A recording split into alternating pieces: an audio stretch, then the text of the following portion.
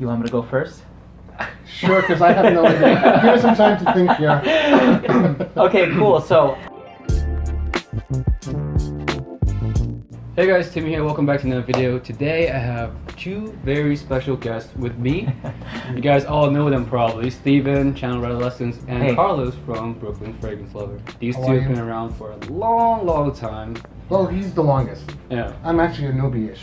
2 years. just on YouTube though, you've been in the Yes, community for this a is true. long Yes, time. true. Okay. So, Definitely. thanks for having us. Yeah, thank you, Timmy. Thanks for being here. So today what we're gonna do is I'm gonna have these guys draw out of this box, and in this box is the name of different fragrance companies, and as we draw the names, they're just gonna tell their opinion on what they would like to see this brand do in the year 2017, what they would like the brand to make. That's cool. Okay, so I'm gonna draw first, and they're gonna give their opinions. Cool. Right? Let it be a good one. Chanel. Oh, okay. You want me to go first? Sure, because I have no idea. Give us some time to think here. Okay, cool. So, man, that's tough. But we know that Olivier Polge is the new in-house perfumer for Chanel, and he has done some of my favorites: Flower Bomb by Victor and Rolf, Spice Bomb by Victor and Rolf.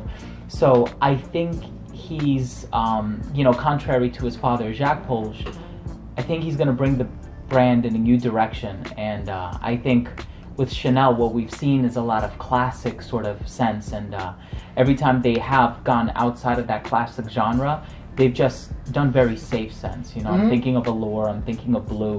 So I think what they're going to do is I would like to see a new original release. And I would like to see Olivier Polge really push the boundaries. Just because I know lately he's done a lot of like privé fragrances for different companies. So I think he could do something similar for Chanel, but within the regular line. But I would like to see an original release. Yeah. I think us men, we need something new, because the women have loads of flankers. I think maybe something that's daring yet commercial, Yeah. but younger. Not so mature and so classic, maybe. Yeah, that's a thought. Olivier Polge has done Invictus, right? I'm not saying I want them to do something like that. No, they but should not do that. I think they should do something a little bit sweet though. So maybe something utilizing a vanilla or a tonka bean note, just something that, like we said, something that's a little bit bolder, but also youthful, contemporary, something that's really going to appeal to people, but not a Bleu de Chanel 2. You know what I mean? No, definitely not. Something new and original. Yeah, exactly. Like even like we did Boy from the Less Exclusive line. That was really good, but it was really safe. Yeah. It didn't push any envelopes. It didn't bring anything new to the table. Although very great in Chanel, but just was safe. I agree. Like something like what Spice Bomb did with Victor and Rolf. Yeah. Something of that nature, maybe. Yeah, I agree. In the Chanel way. All right. Yeah. Cool. Ooh, I got a good one. THIERRY Mugler. Okay, so it's got to be pure something, right? Yeah. So come We're on, done now. everybody's Pure waiting for something. pure oud. It's got to be pure oud. Pure oud. How would Terry Mugler do oud? That would be very interesting. Yeah. That's not what I really want. That's what they want. But I would like maybe pure.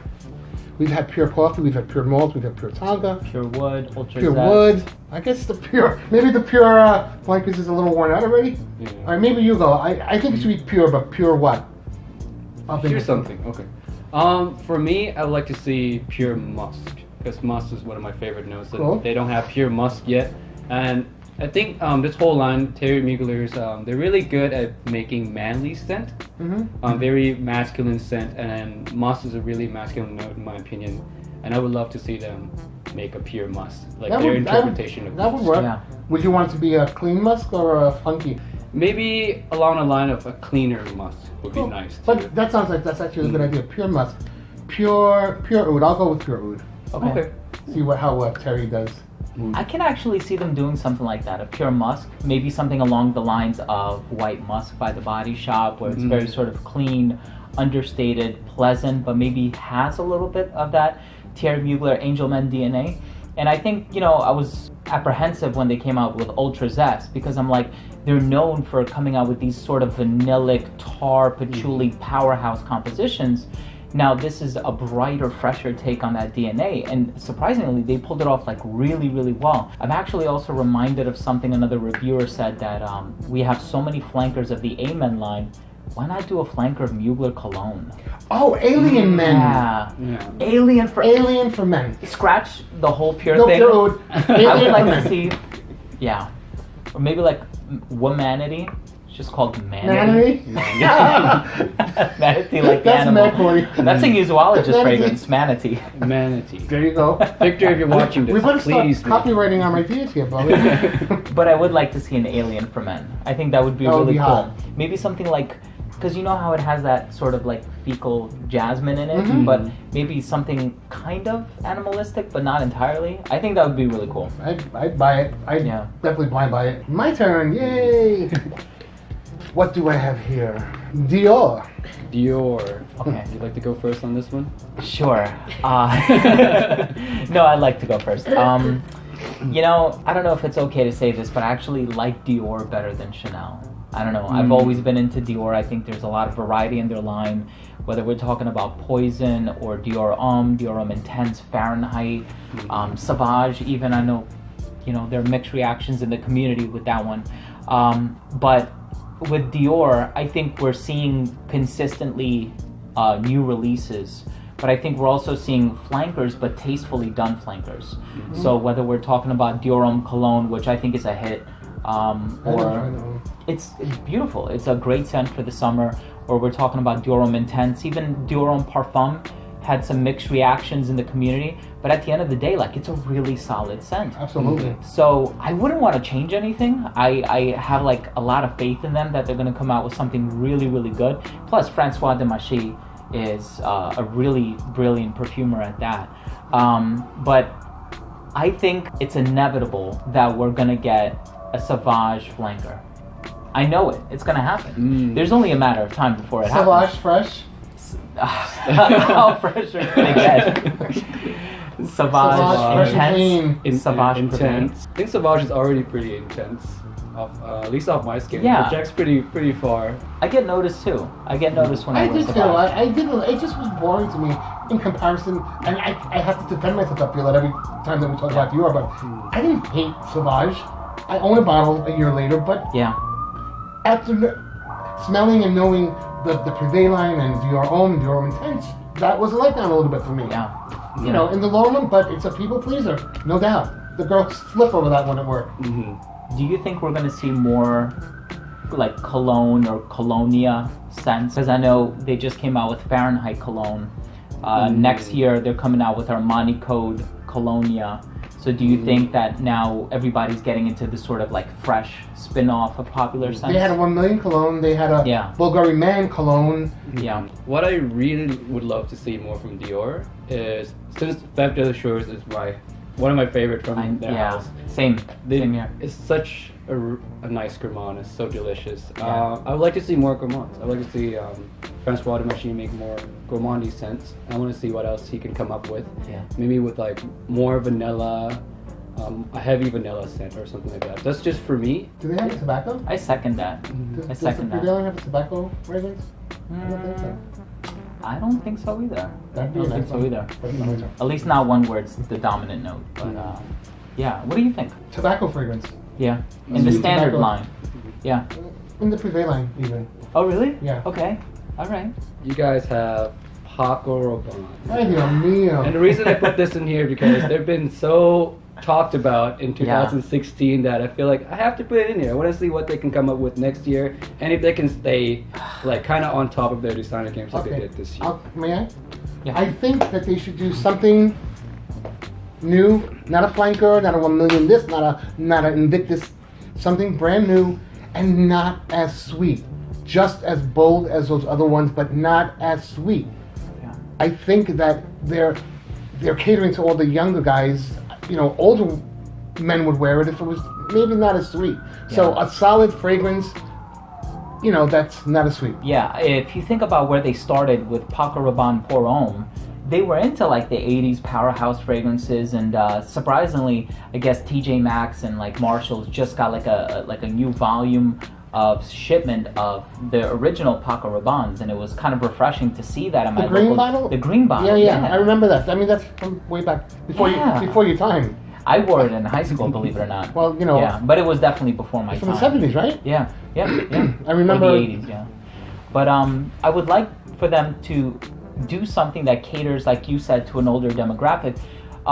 It doesn't necessarily have to be like a fir or oak moss or pine fragrance, but just abandon that sweet DNA for a little bit. Blues you know? is sweet. Blues, Yeah. and I love sweet, but some of those Paco Rabannes can be really, really cloying at times. And I do wear them, and just got to be in the right mood. Yeah.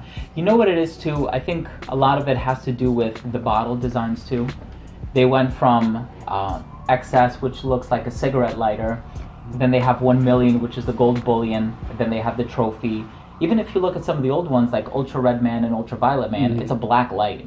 So they're always trying to do something that's whimsical, but I think oftentimes it comes off kitschy and tacky. For sure. How about you do just like a very classic looking bottle, you know?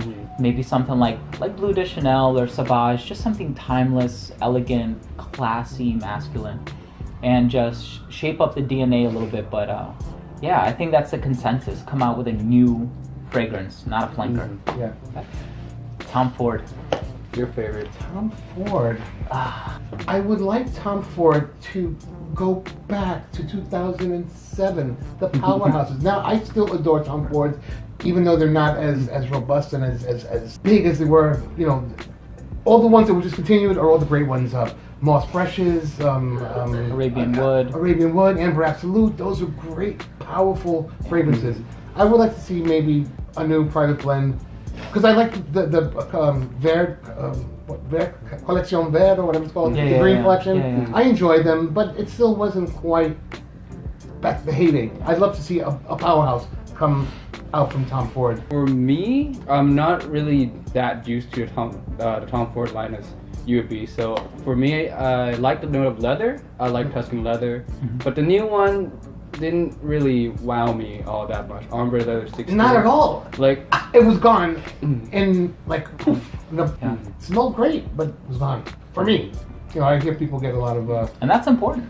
Longevity is important. yeah, especially for the price. Longevity is very, very important. Really. And yeah, the new leather just didn't wow me. I'd like to see they redo a leather fragrance. Maybe along the line of a black leather, like more bold, black leather, like different from Tuscan leather.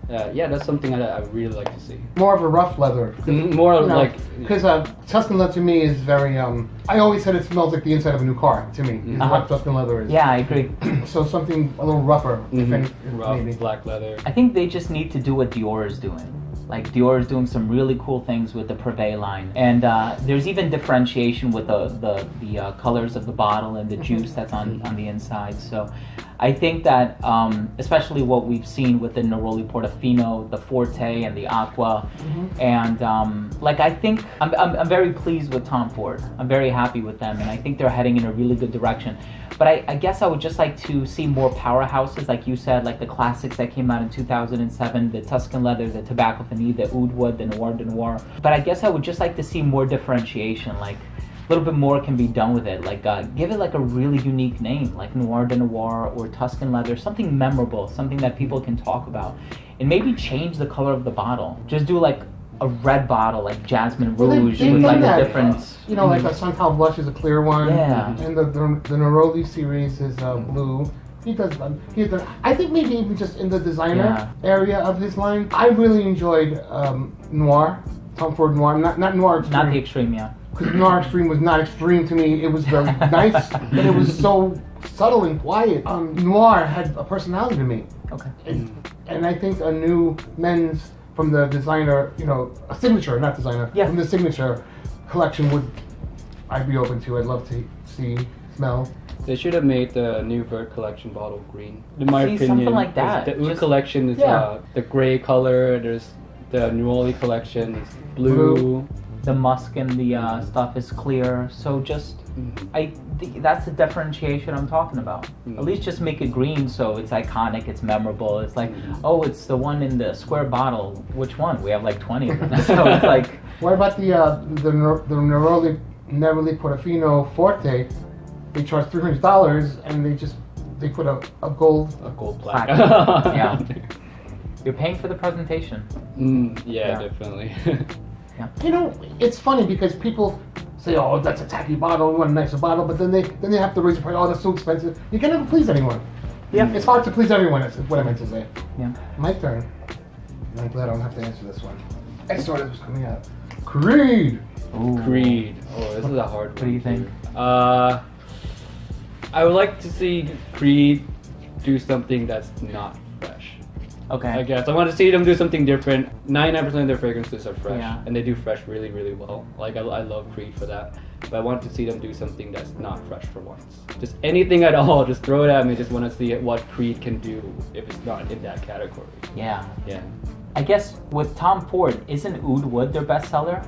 Yeah. Like I think I recall a sales rep telling me that Oud Wood was their bestseller. And when you think, you know, you have like Costa Azzurra and you have Neroli Portofino, and you would think that those would sell so well.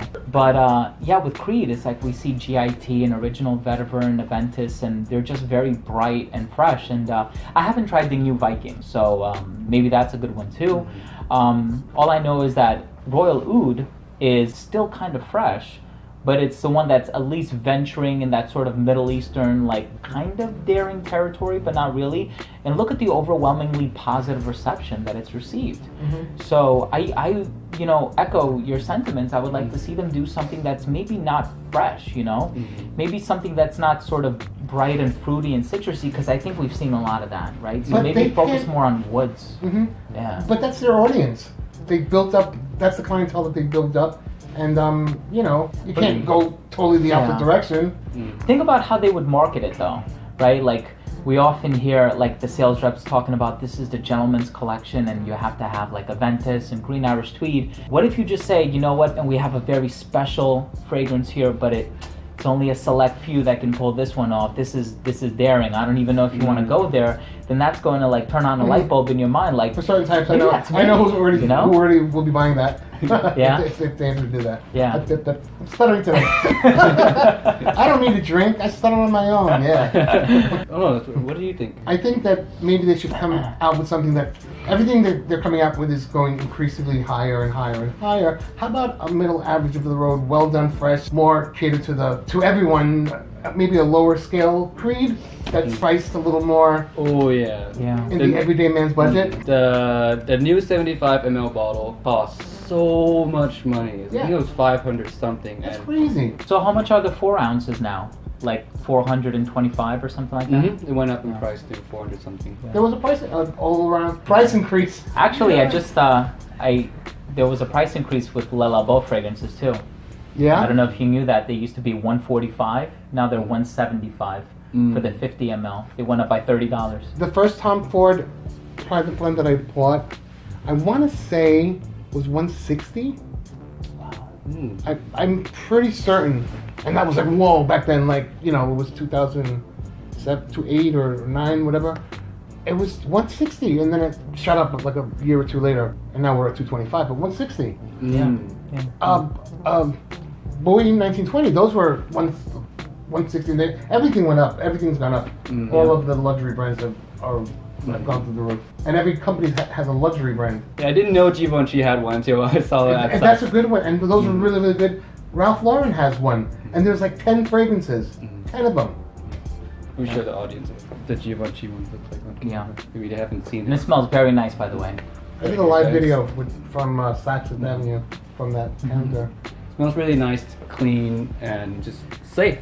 Yeah, it's a fresh take on leather. I was surprised. It's kind of peppery too, like you told me. It's really pleasant. Really pleasant. All of the collection is really solid. Really? Yeah. Okay. Check it out if you can. All right, last one. We have imaginary authors. Imaginary authors. Joshy. Pick on This is a tough one. It is a tough one. I- It is a tough one. Because Josh Meyer is one person I would never give advice to. Because he knows what he's doing. And every time he just keeps improving on the brand more and more. I would like to see him make a fragrance that is based off of an imaginary science fiction novel. and I want him to make something that smells like so like ridiculously strange. Maybe something like Le Labo did with Another 13, or something that smells like a Comme des Garçons, like something really, really strange. Yeah, that's what I would like to see him do, a science fiction novel. Although I'm sure now that I think about it, he's probably done that before. But How about a romance novel? He hasn't done anything that's like really feminine. How about something that's a little leaning more feminine? that's true, actually. You know, because we've got Memoirs of a Trespasser, that's a really nice vanilla. But maybe something more floral, more sweet, Yeah. but still maintaining, you know, the DNA of imaginary authors. That could be something. I was surprised you guys were Thank you, able to think of something because I really couldn't. I was like, he always surprised me with every new release. It's inspired by an imaginary book, and it's always so surprising. Yeah. That like you said, I would never give him advice on anything. Yeah. But I do agree with the fiction and the romance novel. I think those are two genres he didn't really touch yet. Yeah. And I would love to see that as well. So that's it. Did you guys have fun? I had fun. You guys have fun? I had fun too. I did too, yeah. Thanks for being here. And if you guys have any of your own thoughts on what these brands that we talked about should release, leave it down in the comment section below. I'll be glad to read them. And thank you guys for being here. Thank you, It was a Timmy. I pleasure really to finally appreciate meet it. you. Yeah, definitely. Check out these guys' channel. I have links in the description. And I'll see you guys in another video. Bye!